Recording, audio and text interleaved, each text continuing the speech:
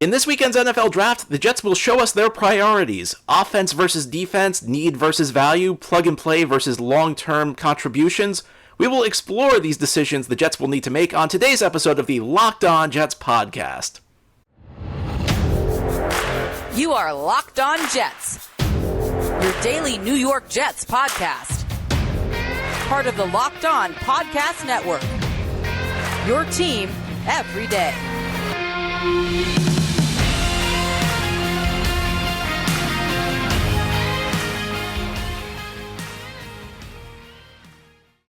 Welcome, this is the Locked On Jets podcast, part of the Locked On Podcast Network, your team every day. It's Tuesday, April 26th, 2022, and I'm your host, John B. from GangGreenNation.com. Thank you so much for making the show your first listen or your first watch every day, as we're free and available on all platforms, including YouTube. If you like what you see or hear, hit that subscribe button and you'll never miss an episode. If you're watching on YouTube, please give this episode a big thumbs up. Helps other Jets fans find the channel. Well, the NFL Draft is just 2 days away from beginning. We've been waiting all offseason. We've been waiting since early to mid-January for what is to come this weekend. The Jets will hopefully improve the young talent base on their roster. And obviously, a lot of these picks are going to be based on the Jets scouting, players that they like, their grades that they give these players. But what the Jets do will also kind of show us their priorities in a couple of different ways. And we're going to explore those ways on today's episode. And we will begin by talking about the natural conflict between offense versus defense. Joe Douglas and Robert Saleh have kind of alluded to it in their pre-draft press conferences. Saleh even made a joke a few weeks ago about how he and Joe Douglas are going to fight because Joe Douglas loves offensive linemen. Joe Douglas, back in his playing days, was an offensive lineman, and Saleh is a big believer. Saleh comes from the defensive side of the ball. Saleh is a big believer in the defensive line. So Saleh made a joke that he and Douglas will fight. Douglas will want an offensive lineman early. Saleh will want a defensive lineman early. But really, there's kind of a tension on this team right now. What's the bigger priority? Is it offense or is it defense? And on the offensive side of the ball, a lot of this revolves obviously around Zack Wilson entering year two, a very critical year for him. And, if you look across the league, there are always exceptions, but typically the quarterbacks who develop are surrounded by really good pieces, especially at the wide receiver position. And if you look at this past offseason for the Jets, and if we're going to be honest, the Jets have not really done a whole lot to upgrade the offense. Laken Tomlinson was a good addition, I think, at right guard. They got a couple tight ends. But if you look at this receiving core, especially, this is not as good of a group as the Jets had at the end of the season. Now, it's better than the group the Jets were putting out there Week 18 because of all the injuries, but essentially there really have been no upgrades to wide receiver so far this offseason. And you look at this offensive line, it's a decent offensive line, but it's not a dominant offensive line. You could use another piece there. Michael Carter could use a tandem back to pair with him to kind of complement him, the things he doesn't do that well. Even the tight end position, you've got CJ Uzomah, who's really probably a short-term player. Tyler Conklin may be around here a little bit longer, but there really are no pieces around Zack Wilson that could not use an upgrade. Now, yes, this group is clearly better than what Sam Darnold had to work with. It's clearly better than most Jets offenses of the last decade, outside of maybe that Brandon Marshall, Eric Decker year in 2015. But I think sometimes as Jets fans, we've seen so much bad play, we've seen so many bad rosters that we see credible NFL players on the roster and we assume that's good enough. But really, history shows us, especially recent history, for the most part, if you're going to develop a quarterback successfully, you have to put premium pieces around him. And I'm not sure there are really premium pieces around Zack Wilson, with the possible exception of Elijah Moore. So, look at this offense right now. Do you want to develop a young quarterback with this offense? Probably, again, if your bar is better than what Sam Darnold had, then maybe your answer is yes. But if you're looking relative to the way teams successfully develop quarterbacks, the answer is probably no. And Zack Wilson, it was a struggle his rookie year. I think you could argue it was up and down, but this was not the rookie year you wanted from Zack Wilson. I think if you told people in September of 2021 what Zack Wilson's rookie year would look like, you would not be happy. And part of that goes back to the roster. Not all of it. Zack Wilson's got to get better himself, but part of it goes back to putting the right pieces around him, making life as easy as possible for Zack Wilson. You don't want Zack Wilson to be in the Aaron Rodgers role where he needs to carry the entire load on offense. You want to put playmakers around him, make life simple for him, keep him in good positions. However, there's another side of the ball for the Jets, and it was a side of the ball which really was not very good last year. In fact, this was the worst Jets defense in recent memory. It's what's amazing is how many bad teams the Jets have had over the last decade, and yet for the most part, the biggest struggles have been on the offensive side of the ball. They've typically had bottom of the league offensive units, and despite the struggles, despite the issues they've had winning games, usually the defense has been pretty solid, if nothing else, especially the run defense. That was not at all the case in 2021. The defense clearly took a big step back. Jeff Ulbrich and Robert Saleh coming in, and there were issues across the board. I mean, the defensive line underperformed, and there were injuries. Carl Lawson's injury was obviously a big one. The linebacking core, which has received a lot of praise, I don't know that was as good as people made it out to be. Safety, there were issues after Marcus May and LaMarcus Joyner went down. I don't need to tell you, if you watched Ashton Davis last year, the problems he presented to this defense. And ironically, the position group everybody thought was going to be the biggest problem was corner, and that actually was surprisingly decent as Bryce Hall developed. Opinions vary on Michael Carter II. I like Michael Carter II at this point. Brandon Echols was kind of a weakness, but for a late round rookie, was in context was pretty decent.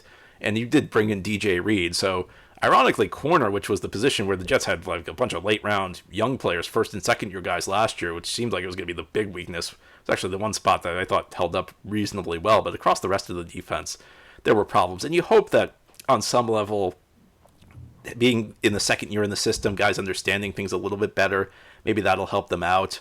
Last year, everybody was complaining all year about how simple the Jets' defensive scheme was. And I mean, I had two responses to that. First of all, you had a very young defense, which means it's very difficult to get super complex. But beyond that, did you see a bunch of players who could execute a complex defense? I mean, even with a relatively simple scheme, the Jets had breakdowns left and right.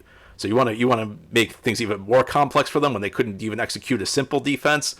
Things have got to get better. And part of this might be internal improvements. You're getting Lawson back. Hopefully he stays healthy this year. You have guys who may be a little bit more experienced. Maybe they'll understand where they need to be a little bit better than they did a year ago. But personnel also has to improve. And the Jets have made, again, DJ Reed comes in this offseason. But I guess Jordan Whitehead's an interesting one because relative to where you began the year, I mean, I don't think you can say Jordan Whitehead's an upgrade over Marcus May, but Jordan Whitehead's certainly going to be an upgrade over Elijah Riley or Ashton Davis or whoever he replaces in the lineup. So another situation where your safety position is going to be better than it was week 18, but it's probably not going to be as good as you thought it was going to be week 1 of 2021. So the bottom line here is you've got to improve this defense. So these are like these are the competing forces here. Do you help Zack Wilson out on offense, or do you focus more on improving the defense? Because you can't win games unless the defense gets better. And this is not as clear-cut of a decision as people make it out to be, because there's more overlap than it seems. Because ultimately, you don't want to put a young quarterback. When we talk about developing a young quarterback, one thing you don't want to do is put him in a position where he always has to win shootouts. You want to keep him in good positions. You want to keep the game close. You want to hold the other team's scoring down so that way he doesn't need to start forcing balls into traffic. You don't want to have him behind 2 touchdowns in the second half, because that's where mistakes happen. If you look where interceptions happen, they happen more frequently when you're behind, and they happen more frequently behind when you're in the second half, and even more frequently when you're behind multiple scores in the second half, because you have to try and force things to happen. So helping out the defense is not completely separated from the development of Zack Wilson, but with the caveat that you always adjust for the individual players who are available.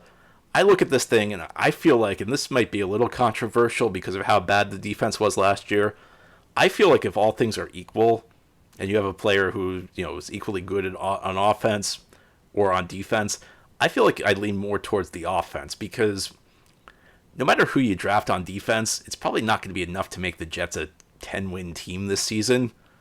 So the focus really has to be on making sure Zack Wilson has a successful season. And while I do think helping out the defensive side of the ball does help Zack Wilson in an indirect way, because, again, you don't want to have to put him in a position where you need 40 to win every game, and you don't want to put him in a position where the other team's jumping out to a big lead and kind of putting him in a tough spot.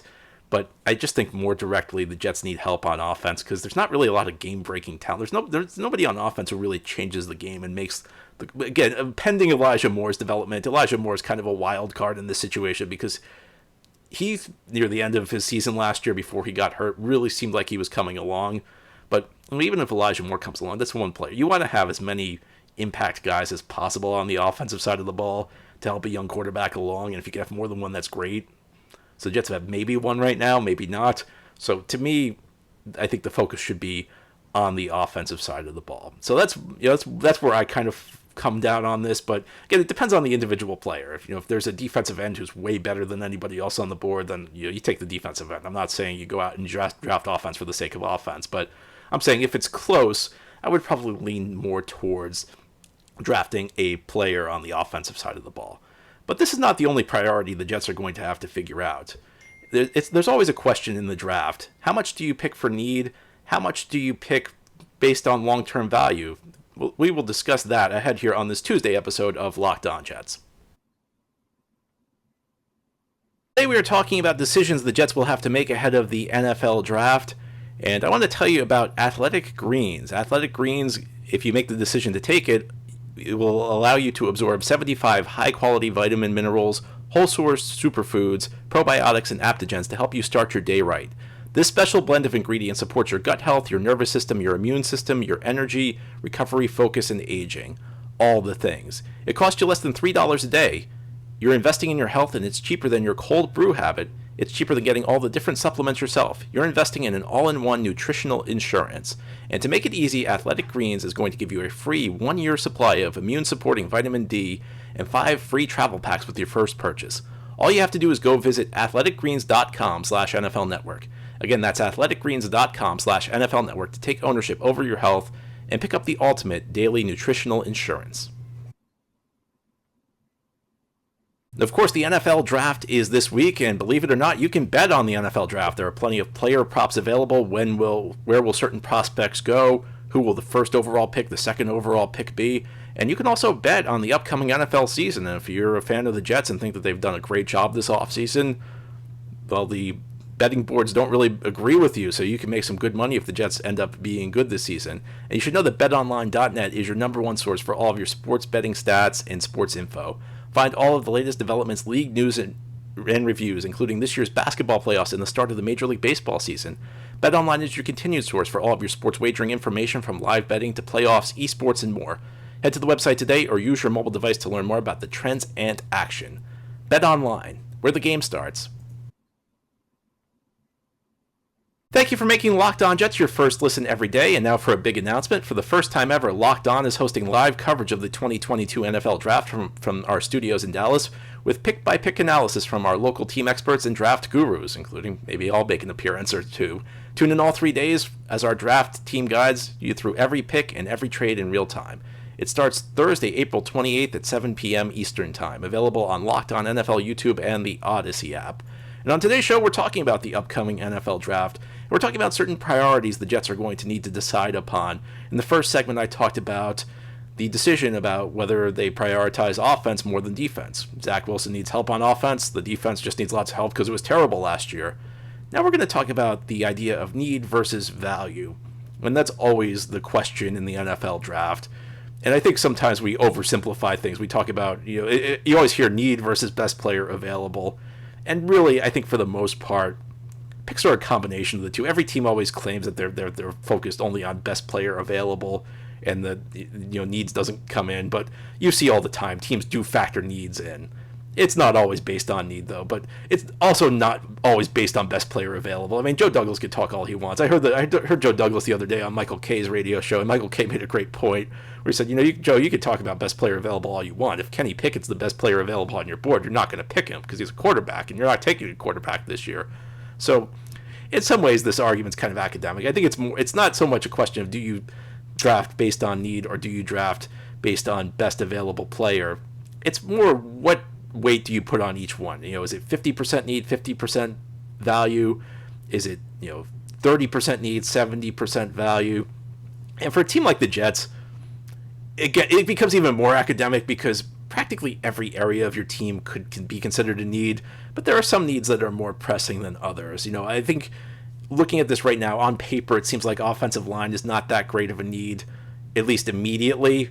But you could see the argument for a pick on the offensive line early. I've talked about this extensively about how, if you really believe in the tackle position, this could be shape up to be a very good offensive line for the Jets, but there are lots of question marks at the tackle position. George Fant, can he sustain his 2021 level of play?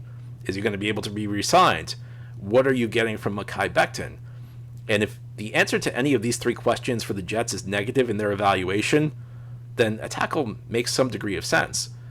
You look at the corner position, you could live with what you got right now in DJ Reed and Bryce Hall, but could you use an upgrade at corner? Sure. The way I view it is almost, is Bryce Hall so bad that it should be a priority to replace him in this draft? Absolutely not. I think Bryce Hall's showed himself to be a perfectly fine corner in this league. I thought he did very well, all things considered, in 2021. That said, is Bryce Hall so good that in the event a legitimate shutdown corner falls to you and he happens to be your best player on the board, that you'd pass on him? Well, probably not. And I've spoken extensively also about how needs are greater than just pure positional needs. The Jets, more than anything, need guys who can force the other team to adapt to them. They need guys who can force the other team's coordinator to change their plans. The Jets have nobody who really imposes their will on the other team on either side of the ball. They don't have a pass rusher. Maybe Carl Lawson could be this, but they don't really have a pass rusher who forces them to slide protection one way, opening things up for other guys. They don't have a shutdown corner who forces the other team to make sure their receiver doesn't go to that side of the field. On the offensive side of the ball, do they have anybody who's commanding consistent double teams? As good as Michael Carter looked, is he a guy who forces you to load the box with an extra safety and open things up on the outside for the receivers? Is the offensive line so dominant that the other team has to send extra blitzes? No, not on any of these levels. So when we talk about need, it's not just about positional needs. It's about what the team needs to win. And more than anything, the team needs great players across the board. And it doesn't matter as much what position those guys play as much as it matters that you're adding great players. And I understand, listen, in an ideal world, the best player available, the guy who's an impact player, will also happen to come in a position where you're very weak, and that could line up pretty well, especially at pick 4. We've spoken extensively about the need at defensive end. Even with Lawson back, there's a question mark what the Jets are going to have across from him. John Franklin Myers did pretty well this past season as kind of like a power defensive end. He may still play that role at times this coming season, but Franklin Myers has said himself that he prefers playing on the inside, and especially on passing downs, I think that's where you'll see him. I think you'll see him next to Quinn and Williams. You'll have Lawson on one side, who's going to be on the other side. It could be a situation where need and value really match up well here, but there are other considerations here. And of course, on the offensive side of the ball, we've talked all offseason about the needs for the Jets to upgrade at the wide receiver position, because you look at this right now, this wide receiver position is probably worse than it was a year ago. So something's got to give there. So maybe you focus on that need at the expense of something else. But for me, generally speaking, especially once you get past wide receiver, it's not so much about what position these guys play. It's just more about you got to add great players, because there are just no great players on this roster. You don't win in this league with just average players across the board. In fact, that's one of the areas I think the talk about needs kind of misses the mark here, because we always talk about just making sure you don't have any weaknesses across the board. Yet, you look at the teams that are good in this league, a lot of them have some pretty pronounced weaknesses. They get covered because they have great players who force the other team to adjust to them. And Cincinnati's like the obvious example, because if you watch them through the playoffs, you saw that was not a complete football team. You saw that the Bengals had a lot of pretty glaring weaknesses, but they had strengths that could overwhelm the opposition. And it's true of pretty much any good team. It's very rare that you have a purely complete team in the NFL. And that's also a good thing when you're building like the Jets are, because there's this perception that you can't go into the season and have any sort of aspirations to be a good team if you have any sort of weakness. That's not really true. But what you need guys who can impose their will on the opposition. You need guys who force the other team to adjust to you. So on this one, and I guess this should be no surprise if you're a longtime listener or a longtime reader of mine, I'm less focused on filling needs, especially when it comes to the draft, because in the draft, you got to play with the board you've got. You in an ideal world, the board would line up perfectly with all of your most glaring needs, the positions where you're weakest, but it doesn't always work that way. And I think that's part of the problem with the way people evaluate the draft, is that people view this as generic defensive end versus generic corner in the first round, but it's not. It could be a really good corner versus a guy who's going to be a bust as a defensive end. You got to focus on the players, I think, more than the positions, because free agency, I can understand a little bit more in free agency, because in a given year, there are probably going to be decent players at any position who can kind of help you fill holes. The draft is really more about picking impact, especially in the early rounds. I mean, in the later rounds, yeah, maybe it's a little bit more about depth. It's about finding quality players. But again, the selection of late round players who succeeds isn't that great. So you just have to focus on hitting on players. It's not, and the position is less important. I say this all the time. 10 years ago, do you remember what the Jets' draft needs were? You probably remember whether or not the player they drafted was good. And if the player they drafted was good, it probably doesn't matter to you that the Jets did not have a specific need on that position at that time. And if the player the Jets drafted was bad, it probably doesn't give you any solace that the Jets draft if that player happened to fill a short-term position of need. So I think it's far less about need than it is about just the impact you get. But that leads us to another question. When does that impact need to come?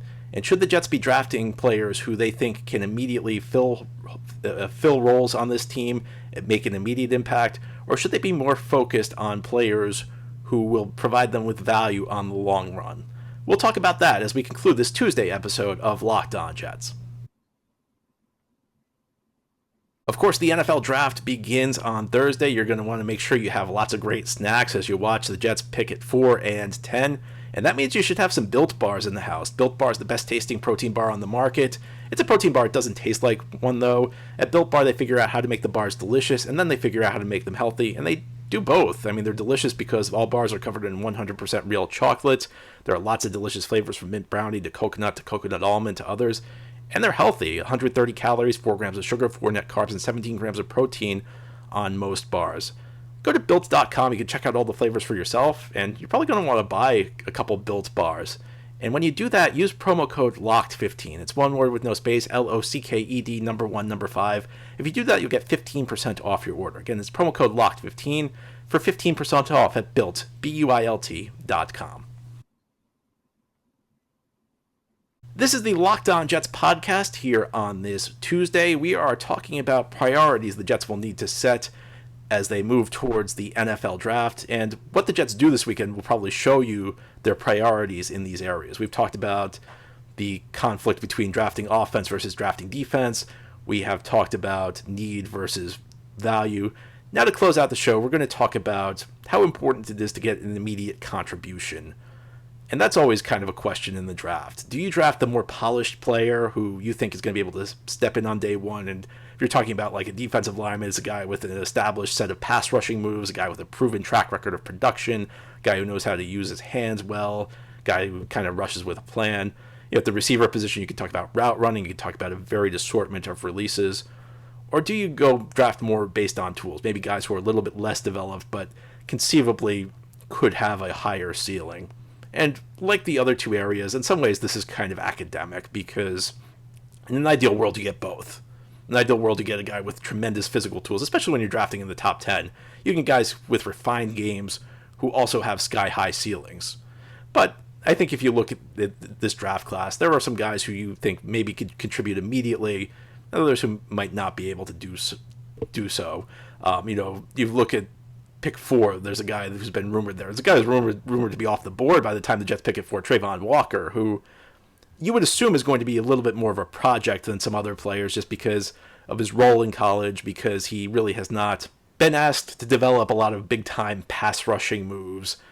And it's always possible a guy can step in immediately and just learn everything very quickly in training camp. I always go back to Justin Herbert a few years ago. People always mock the idea that Justin Herbert was a bit of a project entering the NFL. You watch his college tape, there were plenty of things to be worried about. He just got over that stuff really quickly. Maybe it was coaching. Maybe he just took to the Chargers system. Sometimes a guy seems like a project and just it all clicks immediately. But other guys need more time, and there's never really a way to know exactly how much time a certain player is going to need. But you typically have a pretty good idea of who's going to be an immediate contributor, even with these exceptions, and who may take a little bit of time. And, another example might be at the wide receiver position, where a lot of people would tell you Jamison Williams would be the best receiver in this class. He'd probably be the first receiver off the board. And still, it's still not inconceivable. He could be the first receiver off the board, despite suffering a knee injury in the national championship game. It's entirely possible Jameson Williams could be ready for week 1 and be able to make an impact this year. I mean, I think we've seen players can come back from knee injuries pretty quickly in this day and age. But it's also not something you necessarily want to count on. It might be a situation where you want to bring him along slowly and then maybe get him ready for year 2, which is where he makes his impact. Opposed to somebody like a Garrett Wilson, who, you never know how these guys are going to be 100%, but Garrett Wilson, a guy who has a pretty refined game, who you think might be able to step in and contribute right off the bat. And again, if you're a longtime listener of this show, I think you'll know which side of this debate I fall on.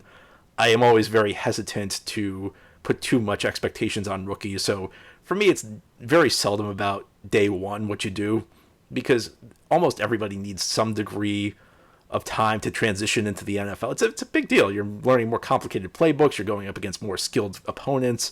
There's almost always an adjustment period. The Jamar Chases of the world who step in and are great on day 1 are very rare. In fact, I almost discount what you're going to get from a rookie for practically every case, with very few exceptions, because it's just the rookie production in the NFL is very inconsistent. It's very erratic. And for me, it's much more about finding a player who can help your team over the long haul. The draft is not something you care about year 1 results. You care about the results 5, 6, 7, 8 years later. That's really what determines whether you have a successful draft or not.